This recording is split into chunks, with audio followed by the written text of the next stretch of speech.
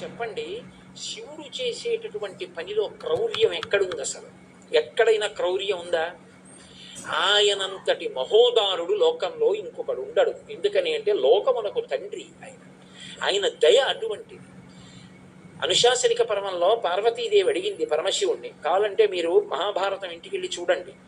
శంకర, కైలాసం ఉంది, వెండికొండ ఉంది, ఇంత గొప్ప అంతఃపురం ఉంది, శ్మశానంలో ఎందుకుంటారు మీరు అని అడిగింది.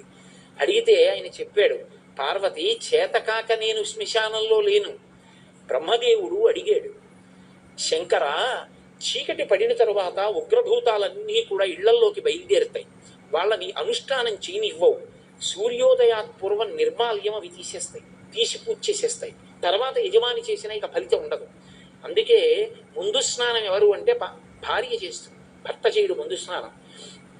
భార్య పని ఏమిటంటే ముందు నిర్మాల్యం తీసేస్తుంది, భర్త పూజ చేస్తాడు. ఎందుకంటే ఆయన అనుష్ఠానం చేసుకోవడానికి పూజ చేసి వచ్చే లోపల పూజామందిరం తుడిచి కడిగి ముగ్గు పెట్టి మడినీళ్లు పెట్టి చెయ్యాలి కదా. నిర్మాల్యం తీయడం భార్య పని. అందుకే ఇప్పటికీ శ్రీకాళహస్తిలో శివలింగానికి ముందు అభిషేకం చేయరు, జ్ఞానప్రసూనాంబకి ముందు అభిషేకం. ఇల్లాలు ముందు స్నానం అనడానికి గుర్తు అక్కడ. కాబట్టి శంకర, ఈ ఉగ్రమైనటువంటి భూత ప్రేత పిశాచములన్నీ ఇళ్లలోకి వచ్చేస్తాయి. అవి రాకుండా ఉండాలంటే వాటిని కాసేపు తమాషా చేసి అట్టే పెట్టాలి. అందుకని శ్మశానంలో ఆయన నర్తన చేస్తుంటాడు. ఆ నర్తన చేస్తూ అవన్నీ అక్కడ కూర్చుంటాయి. రెండో కారణం ఎందుకుంటానో తెలుసా పార్వతి? బ్రతికున్న నాళ్ళు నా వాళ్ళని కష్టపడి వాళ్ళింటికి ఎడతాడు, వీళ్ళింటికి ఎడతాడు, ప్రయాణాలు చేస్తాడు, రైళ్ళు ఎక్కుతాడు, అక్కడికి ఎడతాడు, ఇక్కడికి ఎడతాడు, విమానాలు ఎక్కుతాడు, వాళ్ళింటికి భోజనం అంటాడు, వీళ్ళింటిలో పలహారం అంటాడు, అన్ని తిరుగుతాడు. సరదాగా అలా వెళ్ళొద్దామని ఎవడైనా రుద్రభూమికి ఎడతాడా? ఎవడు వెళ్ళాడు. కానీ అంతా అయిపోయిన తర్వాత రుద్రభూమికి తీసుకొస్తాడు. తీసుకొచ్చిన తర్వాత నేనని ఇన్నాళ్ళు ఇన్ని ఫెయిర్ అండ్ లవ్లీలు రాసి, ఇన్ని ఆల్అవుట్లు పెట్టి, ఇంత ఏసీలో ఇంత పరుపు మీద పడుకోబెట్టిన శరీరం కట్టెల్లో కాలిపోతుంటే చూసుకుంటూ ఉంటాడు జీవుడు. నిత్యమా జీవితము నీటిపై బుగ్గ, కల్లరి బొమ్మయవు కాయమ్మునొల్ల, అద్దె కొంపల బోలు ఆ భోగముల్లా, కనుపించు దొంగలవు తనయుల నొల్ల, ఎందుకీ భోగమ్ములెందుకీ మురుపు, ముందు చావుండంగమురియంగనగుని అంటారు శివమానస పూజలు. ఏడుస్తూ నిలబడతాడు, చీకటి పడిపోతుంది, కపాలమోక్షాన్ని తల పగిలిపోయి చప్పుడు వస్తుంది టప్ అని. కాటికాపరి సౌజ్ఞ చేస్తాడు, వెళ్ళిపోండి. తలస్నానం చేసి కొడుకు వచ్చిన బంధువులు వెళ్ళిపోతారు, వెనక్కి తిరిగి చూడకుండా. తాను ఒక్కడే నిలబడి ఉంటాడు, చీకటి పడుతూ ఉంటుంది, దాటి వెళ్ళడానికి లేదు. అయ్యయ్యయ్యో, వీళ్ళందరినీ నమ్ముకున్నాను, మా ఆవిడని ఇంత పిచ్చి పెట్టుకున్నాను, కాయము వీడి జీవుడితి కంపిత చిత్తత నీకు చుండవు నాయనయంచు ఎచ్చు నిజనందన నందినులైదుగా నికందోజిని భస్మములు తొలుత దుఃఖమహంబుని సొచ్చు పత్నియన్, కాయము వీడిరారు కథ చేసిన కర్మము పుణ్యము తప్ప శంకర అని ఏడుస్తుంటే ఓదార్చడానికి ఒక్కడుండడు పార్వతి. చచ్చినవాడు 100 మాటలు చచ్చిపోతాడు భయంతోనని, నేనున్నాను రా, బెంగ పెట్టుకోకు, ఇంకొక శరీరం ఇస్తానులే, ఒళ్ళు దగ్గర పెట్టుకో అని ఓదార్చడానికి అక్కడ ఉన్నాను. అంతేకాని నాకు ఇల్లు లేక ఆవాసం లేక అక్కడ లేనివాడను కాను ఈశ్వరి, తండ్రిని, నా దయ అది అన్నాడు. అంతటి మహానుభావుడు ఆయన. దయ మనకి ఎరుకలోకి వచ్చిందనుకోండి, ఆయనతో అనుబంధం తెలిసిందనుకోండి, ఒక విషయం అర్థం అవుతుంది, ఆయన శాశ్వతుడు. ఎందుకని? దానికి గుర్తు ఆయన మెడలో ఉన్న పునుకల మాల. అక్కడ కదా బయలుదేరేటో తిరిగాను. ఆయన మెడలో పుర్రెల మాల ఎందుకు వేసుకుంటాడంటే, ఎవరూ ఏదో బంగారం గొలుసు చేసి ఇచ్చేవాళ్ళు లేక కాదు, అసలు బంగారం అయిన వీర్యం. మీరు రామాయణం జరిగితే బాలకాండలో షణ్ముఖోత్పత్తిలో అర్థం అవుతుంది. కానీ ఈ సృష్టి అంతా కూడా ఆయన మహాప్రళయంలో లోపలికి తీసేసుకున్న తర్వాత మళ్ళీ సృష్టి చేసేటప్పుడు మొదట బ్రహ్మగారిని సృజిస్తాడు. సృజించి వేదం ఇచ్చి సృష్టి చేయడం మొదలుపెట్టు అంటాడు. అందుకే ఇప్పటికీ తమిళనాడులో కుంభకోణం అని ఒక క్షేత్రం. ఆ క్షేత్రం ఎందుకు వచ్చిందంటే, ఈ సమస్త బ్రహ్మాండములు లయమైపోయిన తరువాత ఒక కుంభం అంటే ఒక కుండలో ఏం చేస్తాడంటే, మళ్ళీ పునఃసృష్టి జరిగేటప్పుడు ఓషధులు భూమి మీద పడాలని అమృతం పోసి అందులో ఓషధులు పెట్టి కుండ వదిలేస్తాడు. అది ప్రళయ జలాల మీద తేలుతూ వెళ్ళిపోతుంది. మళ్ళీ ఆయన పునఃసృష్టి చెయ్యాలి అని ఎప్పుడు అనుకుంటాడో, అప్పుడు ఎక్కడ మొదలు పెట్టాలి సృష్టి అనుకుంటాడో అక్కడ నిలబడి బాణం పెట్టి కొడతాడు ఆ కుండని. ఆ కుండ బద్దలై అందులోంచి అమృతము ఓషధులు భూమిలో పడతాయి. అదే పృథు చక్రవర్తి వృత్తాంతం భాగవతంలో. అది భూమిలోకి ఇంకి పంట మొదలవుతుంది. ఇంకక్కడి నుంచి అలా పండుతూనే ఉంటుంది. వేదంలో చెప్తారు ఓషధీ తత్వం. ఓ గింజ తిన్నాననుకోండి, జీర్ణమై శక్తినిస్తుంది. ఇన్ని వడ్లు తీసుకెళ్లి భూమిలో వేశామనుకోండి, మళ్ళీ ఇన్ని కంకులు వచ్చి ఇంత ధాన్యం వస్తాయి. ఓషధీ తత్వం అంటారు. అలా ఓషధీ తత్వం అమృతంతో కలిసి భూమిలో మళ్ళీ మళ్ళీ పెరిగేటట్టుగా అనుగ్రహిస్తాడు. అనుగ్రహించి కుండ బద్దలైపోయి అమృతము ఓషధులు భూమిలోకి వెళ్ళిపోతాయి. ఆ కుండ నీళ్లలో నిలబడిపోతుంది. బద్దలైపోయిన కుండ అది శివలింగం అయిపోతుంది. సృష్టి అక్కడ ప్రారంభమైందని గుర్తు కుంభకోణం. అందుకే కుంభము బద్దలైనటువంటి ప్రాంతం, అక్కడ సృష్టి మొదలైంది అని. అందుకే ఇప్పటికీ అక్కడ నీటితో అభిషేకం చేయలేదు. మట్టి లింగం, అది కరిగిపోతుంది. ఎందుకంటే కుండ కదా మరి లింగాకృతిని పొందింది. అందుకని అక్కడ అభిషేకం చేస్తే మల్లె నూనె అటువంటి వాటితోటి అభిషేకం చేస్తారు. కాబట్టి మళ్ళీ పునః సృష్టి చేసినప్పుడు ముందు బ్రహ్మగారిని సృజించి ఆయనకి వేదం ఇచ్చి సృష్టి చేయమని చెప్తాడు. ఆయనకి వేదం ఇచ్చి సృష్టి చెయ్యమని చెప్పిన తరువాత బ్రహ్మగారు ఈ లోకములను సృజిస్తాడు. ఇంతమంది ప్రాణుల్ని కొంతకాలం అయిపోయిన తర్వాత బ్రహ్మగారు కూడా పడిపోతాడు. పడిపోతే ఆయన 4 తలకాయలు కూడా రుద్రభూమిలో పడిపోతే ఏం మర్యాద? అందరికన్నా పెద్దవాడు, ముందొచ్చినవాడు, ఈ సృష్టి చేసినవాడు, ఆయన పుర్రె కూడా పడిపోతే ఏం బాగుంటుంది అని ఆ పుర్రె తీసి ఓ తలపకి చుట్టుకుని మెళ్ళో వేసు. ఇప్పుడు అలా ఎన్ని పుర్రెలు ఆయన మెళ్ళో అయ్యాయంటే అదో పెద్ద మాలైంది. అంటే ఎంతమంది బ్రహ్మలు వచ్చి వెళ్ళిపోయారు, ఎన్ని మాటలు సృష్టి వచ్చి వెళ్ళిపోయింది. ఆయన మాత్రం అలాగే ఉన్నాడు. కాలాతీతుడై ఆయన ఉన్నాడు అని చెప్పడానికి గుర్తు ఆయన మెడలో ఉన్న పునుకల మాల. అంతేకాని ఏదో చేతకాక వేసుకున్నటువంటి మాల కాదా మాల.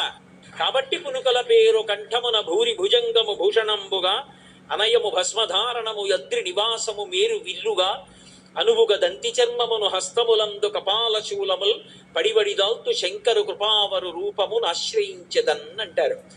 అటువంటి శంకరుడు ఉన్నాడే, అటువంటి పరమాత్మ ఉన్నాడే, ఆయన శంకరుడు అనండి, విష్ణువు అనండి, నాకేమీ అభ్యంతరం లేదు. ఎందుచేత అంటే ఉన్నది ఒక్కటే పరబ్రహ్మం. ఆ పరబ్రహ్మం అన్ని రూపాలు పొందుతుంటుంది.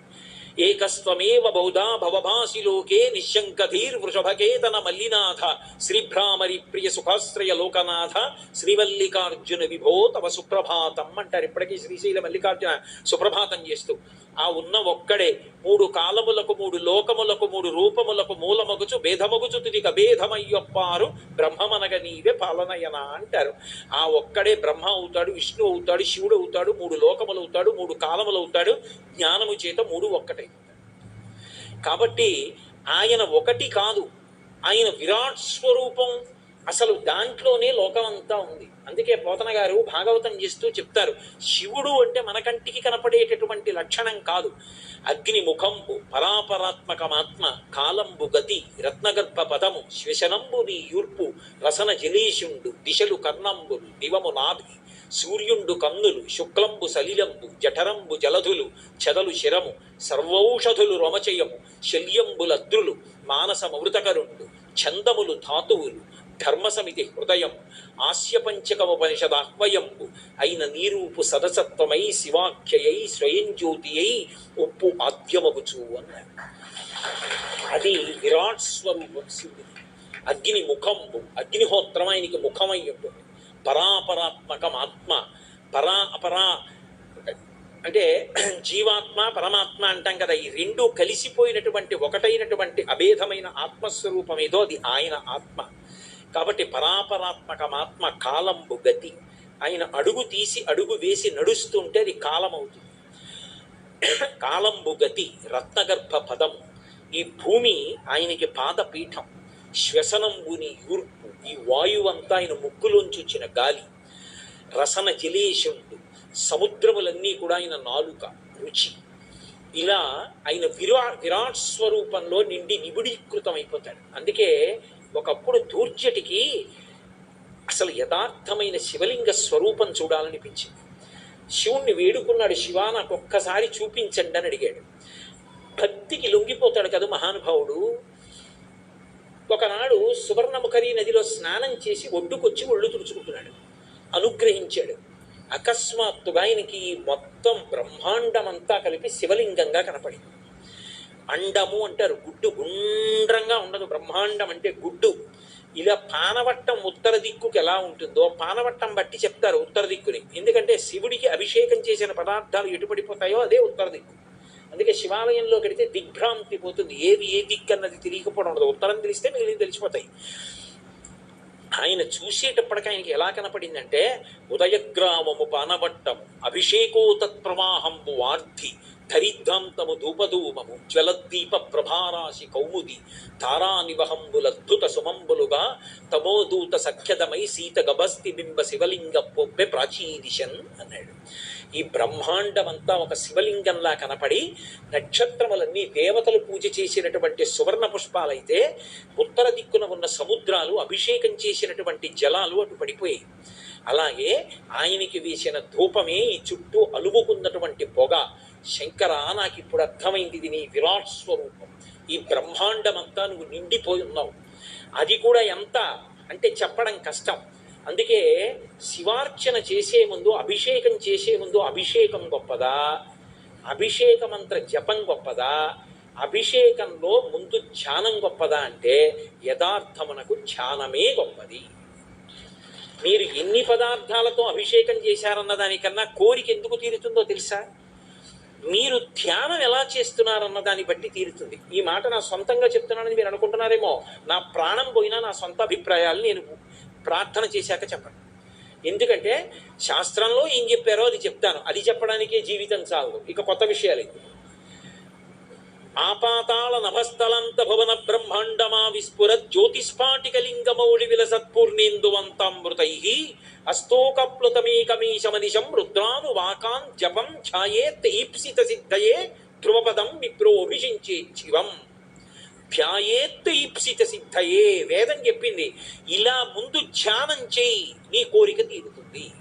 కోరిక అంటే అవసరమైతే తీరుతుంది అని అర్థం చేసుకోవాలి. ఇప్పుడు జగన్ నేను అమెరికా అధ్యక్షుడిని అవ్వాలని కోరి అభిషేకం చేశానంటే అవలేదనకూడదు.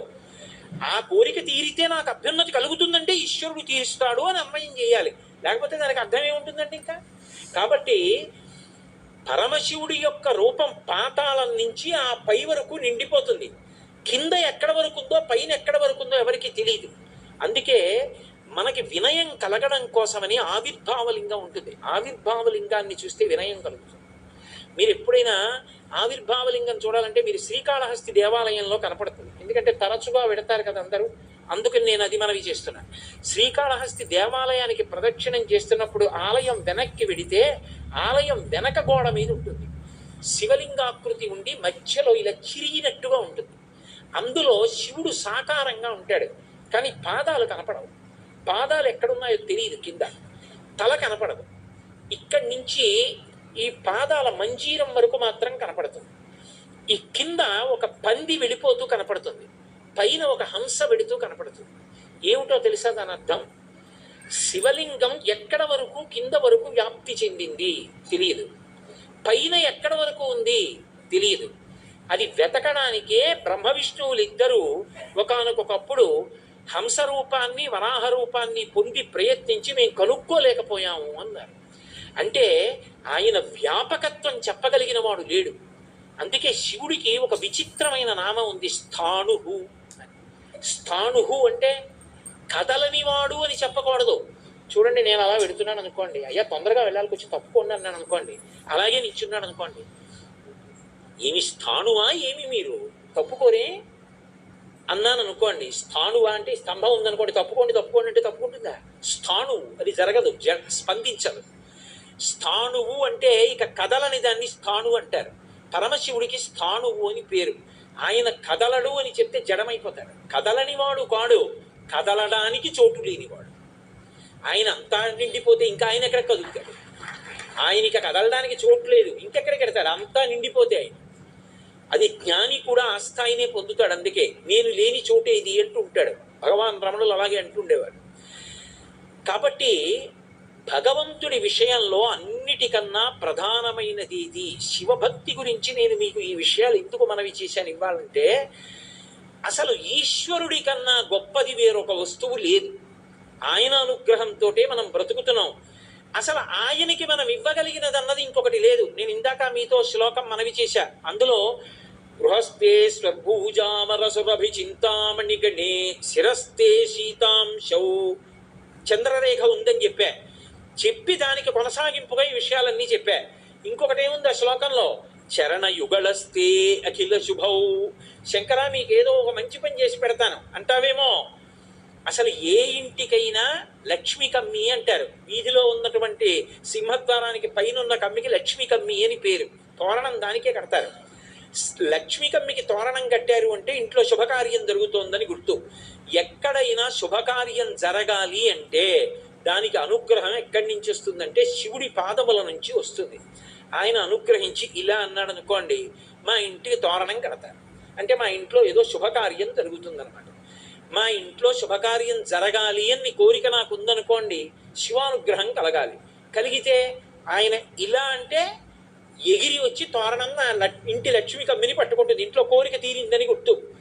ఏదో నా వంశం పెరగాలి, నాకు మనవడ కావాలనుకున్నాను, ఆయన ఇలా అన్నాడు, తోరణం ఎగిరి వచ్చి పట్టుకుంది. నాకు మనవడు పుట్టాడు, వాడికి బాలసారి చేస్తాను, వంశం వృద్ధిలోకి వచ్చింది, చూశాను, సంతోషించానని గుర్తు. అన్ని శుభములు ఆయన పాదములను ఆశ్రయించున్నాయి. ఆయనకి శుభం నువ్వేం చేస్తావు? కొత్తగా ఆయన శుభాలు చేయాలి. ఆయనకి శుభం చేయడానికి మనం ఎంత వాళ్ళం? చెయ్యలేదు. చరణ యుగళస్తే అఖిల శుభౌ కమర్థం దాంగేహం. ఈశ్వర, నేనేమివ్వను నీకు, ఇంకా నేను ఇవ్వడానికి నా దగ్గర ఏం లేదు. కానీ ఒక్కటి ఉంది, దాని చమత్కారం ఏమిటో తెలుసా? నా అంత వాణ్ణి నేను నాది అంటుంటుంది. అదే మనస్సు. ఆ మనసు శంకర మీకు ఇచ్చేస్తాను, అది పుచ్చేసుకోండి. ఏమిటి గడుసుతనం అంటే, నా మనసు మీరు పుచ్చేసుకుంటే నా మనసు మీదైపోయింది కాబట్టి భక్తితో బతుకుతాను. కాబట్టి కమర్థం దాంగేహం భవతు భవదర్థం మమ మనః. నా మనసు మీదగుగాక.